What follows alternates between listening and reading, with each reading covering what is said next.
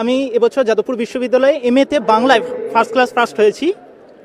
যে উপাচার্য বলেছিলেন যে ছাত্রদের সঙ্গে কথা বলতে আমার ডিগনিটিতে বাধে, তার হাত থেকে কোনো রকমের মেডেল বা সার্টিফিকেট নিতেও আমার ডিগনিটিতে বাধে, তাই আমি প্রত্যাখ্যান করেছি।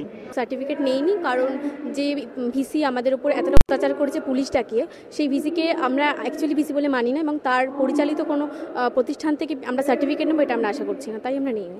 মঞ্চ পর্যন্ত গিয়ে প্রত্যাখ্যানের অনেকে থাকে না, যে প্রত্যেকবারই থাকে যে অনেকে নিচ্ছে না, কিন্তু আমরা কেন নিচ্ছি না এটা আমরা পরিষ্কার করে বোঝাতে চেয়েছিলাম, সেই জন্য আমরা মঞ্চে উঠে এটা নিইনি।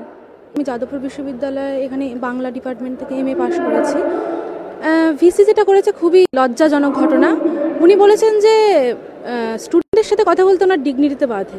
তাহলে এরকম অনুষ্ঠানে যেখানে ভিসি এখনও অভিজিৎ চক্রবর্তী, সেখানে মানে শংসাপত্র নেওয়াটা খুবই লজ্জাজনক এবং সেটা ইউনিভার্সিটির অপমান।